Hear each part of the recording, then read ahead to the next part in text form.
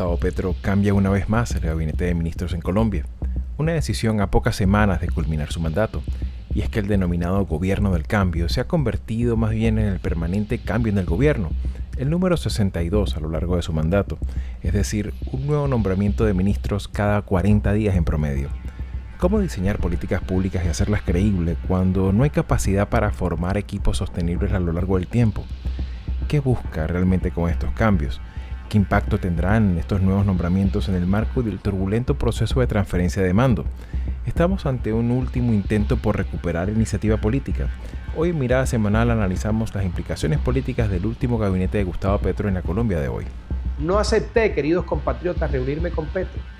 Todo en él es falsedad y marrulla. Con los enemigos de la patria no se debe contemporizar.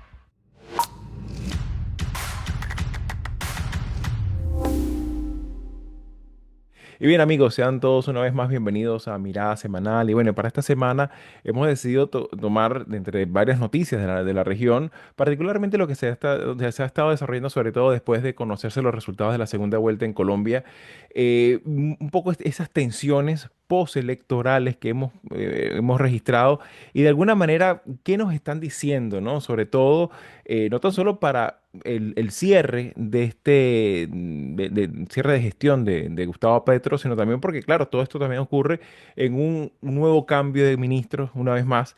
Y en ese sentido, Manolo, me gustaría un poco tu apreciación. Ya nos acercamos, digamos, a ese momento en el que uno hace un balance, ¿no? De la gestión, más allá de lo que, cómo quede, qué tan buen o mal parado queda el pacto histórico en este proceso político que comienza en los próximos meses. Pero particularmente hay dos grandes preguntas, ¿no? ¿Cómo evaluar el legado político de Gustavo Petro o empezar a pensar en eso? ¿Y de qué manera lo que está ocurriendo ahorita puede colocar o ponerle piedras en el carro al nuevo gobierno que comienza? Adelante. Bien, Xavi, comienzo por lo segundo, ¿no?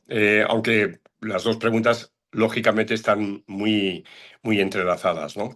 La primera consideración eh, inevitablemente nos lleva a volver con el término de polarización. Si queremos decirlo de otra manera, se ha consolidado una división muy clara, tremendamente clara, ¿no?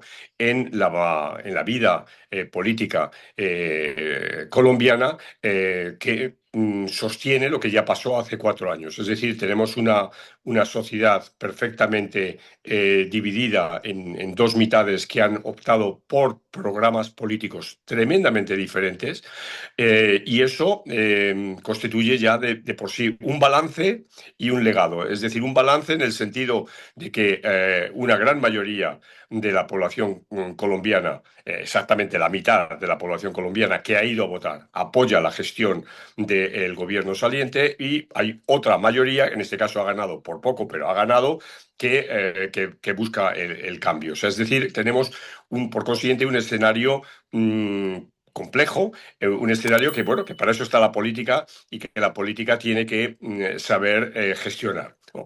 Eso por un lado. Por otro lado, me parece que es importante traer a colación una vez más la psicología, la personalidad de la clase política, ¿no? Y aquí Petro juega un papel, creo que es muy importante por su manera de ser, por su manera de haber conducido y de seguir conduciendo la vida política colombiana. Es un tipo de liderazgo que cada vez, desgraciadamente, lo tenemos más encima de la mesa, ¿no? Sea desde la perspectiva de lo que podemos denominar la derecha, o sea desde la perspectiva de la izquierda. De ahí que digamos, la decisión tomada por Petro, antes incluso de celebrarse las elecciones, denunciando que entonces iba a haber fraude, y después de haberse producido el hecho electoral, diciendo que hay fraude. Bueno, esto es algo tremendamente importante porque el no reconocimiento de la derrota es una de las claves de salud democrática, ¿no? Algo que es, irónicamente, es contradictorio porque el propio Petro esta misma semana ha prometido a Lula, con el que tiene una excelente relación, que en agosto va a haber transmisión de poderes y que no va a haber, no va a presentar ningún problema. O sea, es decir, por un lado está diciendo yo voy a ser consecuente con los resultados con determinados resultados de la elección, pero por otro lado los impugno y digo que me han robado la elección. Claro, esto es una manera de agitar las aguas, estas aguas complejas, estas aguas polarizadas de Colombia, yo diría que de una manera ahora mismo absolutamente innecesaria, ¿no? Claro, y Y sobre claro, todo, ujú, sí, sí, sí. adelante, adelante. No, no, y de la parte de la Espriella, claro, hay una contestación, si nos damos también cuenta, tremenda, ¿no? Porque, claro, desde el principio está diciendo que en el proceso de paso de competencias de una administración a la que le sigue, lo que en Colombia se denomina técnicamente como el empalme, él ya está diciendo bueno, que se enfrenta a un escenario de absoluta corrupción y demás, ¿no? Sin haber evaluado nada, sin tener nada. Es decir, él también no ceja en echar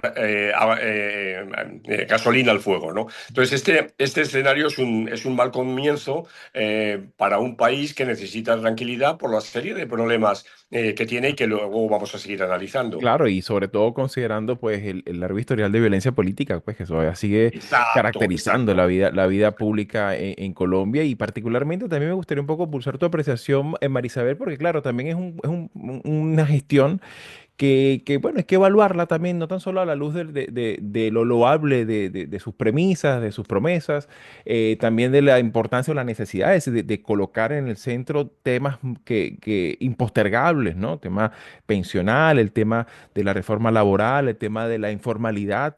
La violencia, el perfil internacional que tiene Colombia, entre tantos muchos temas, pero claro, ¿cómo hacerlo con un mandatario que cambia tan rápido de ministros, ¿no? O sea, revisando un poco el historial, han rotado casi 58 ministerios. De hecho, recomiendo mucho el trabajo que hace La Silla Vacía y estuvo haciendo como una suerte de promedio y cada 40 días de gestión hay un cambio de ministros, ¿no? Entonces, claro, ¿cómo hacer equipo? ¿Cómo llevar a cabo esas promesas, ¿no? O esa, como decía Manolo, esas ideas de país que en el plano están tan disputadas y si uno ve del otro lado tampoco hay como mucho interés o mucha confianza, mucha credibilidad con un equipo que no termina de armarse, ¿no? ¿Cómo miras tú particularmente este rasgo a la luz bueno, del gobierno saliente de Petro? Yo creo que nosotros hemos discutido justamente el problema de gobernabilidad en Colombia tiene que ver fundamentalmente con los problemas de gerencia que ha enfrentado Petro y eso obviamente se relaciona con su personalidad, ¿no? Porque un gerente no se puede desvincular de sus características personales y recuerdo que lo hemos tratado aquí en varias Bueno, ese fue un poco el, oportunidades. el episodio con Iván Garzón que nos dijo ese, Así ese es. divorcio también con la meritocracia, ¿no? De alguna manera. Sí, pero es lo errático de la personalidad de Petro que se transfiere a no solamente sus decisiones desde el punto de vista de personal, pues recordemos el drama tipo novela latinoamericana del caso de Benedetti y ya hasta se me olvidó el nombre de la ministra de la Secretaría que después fue canciller. eh, Ese tipo de decisiones tiene peso a la larga y además lesiona no solamente la imagen del gobierno, sino justamente su capacidad operativa. Y eso lo hemos discutido. Entonces, claro, yo no me atrevo a decir que Petro, que eso haya sido directamente una razón por la cual Cepeda perdió la elección, ¿no? Es probable que sea mucho más complejo que decir que es por la gestión anterior y por lo errático de la gestión anterior, pero sí creo que es lo que uno evidencia, ¿no? Que hay un agotamiento y hay un cansancio por no ser efectivos, por no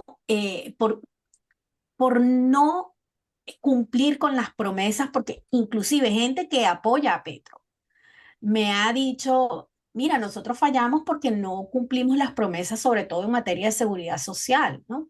Ellos mismos lo reconocen. Entonces, el agotamiento en ese tipo de situaciones y de desavenencias internas y de conflictos eso a la larga influye en que no puedan ser efectivos en el resultado. La gente pide algo, espera algo y además que parte de una promesa electoral, pero entonces eso se diluye, no hay un compromiso porque, por supuesto, el tiempo hay un esfuerzo mayor en mantener cierto equilibrio en la coalición que lo apoyaba y eso también se deja ver en el sentido de que estamos hablando, pues esa personalidad, esos rasgos personales influyen no solamente en las decisiones que toma como gobierno, sino también en las relaciones que construye. Que por cierto, eso le va a pasar a De la Espriella también. Él ganó por un margen mínimo y le va a tocar, como muchos han señalado, le va a tocar construir una coalición que le permita sobrevivir porque le va a pasar lo de Petro. Claro, y en ese sentido, pues obviamente está la parte, digamos, no tan glamorosa de la política, que es el tema de los acuerdos, las negociaciones, las concesiones, el tener que, de alguna manera, pues establecer algún tipo de pauta de entendimiento con el Centro Democrático, que ciertamente hubo un apoyo táctico electoral, pero evidentemente sabe que es que es un factor político que no es un recién llegado y no van a ser un factor que sea fácilmente dominable. No sé si querías comentar algo a propósito, Manolo. Oye, Xavi, a propósito de lo glamoroso, y lo que voy a decir es, si quieres, algo que raya lo trivial, ¿no? Algo poco sustantivo, pero que creo que a veces los pequeños detalles hacen la diferencia. Eh, la construcción de Petro como una figura pública que es impuntual, que llega siempre tarde a los sitios, que hace esperar sea al presidente de gobierno de la República de no sé dónde o a una delegación de no sé cuántos, etcétera. O sea, mm, digamos, es ese pequeño detalle, ¿no? Que es minúsculo y que la gente dirá, bueno, pero anda que no hay problemas importantes en Colombia. Es cierto, hay problemas muchísimo más serios, pero esto que es trivial, que es una señal de respeto al otro, ¿no? Eso es terrible, ¿no? Porque ese es el mensaje que está mandando un mandatario que, como hemos empezado diciendo, tiene el 50% de la población del país, ¿no? Claro, Entonces, claro. ya digo, es algo trivial, pero que quedará en el anecdotario, pero me parece que define muy bien al personaje, ¿no? Y te interesan estos temas, puedes ayudarnos a seguir haciendo estos vídeos dándole like, compartiendo, comentando y suscribiéndote al canal de YouTube de Latinoamérica 21. Puedes acceder también a todos nuestros episodios entrando en nuestra página web latinoamerica21.com/podcast y en las principales plataformas de audio. Subimos videos nuevos todas las semanas, así que nos veremos en Mirada Semanal muy pronto.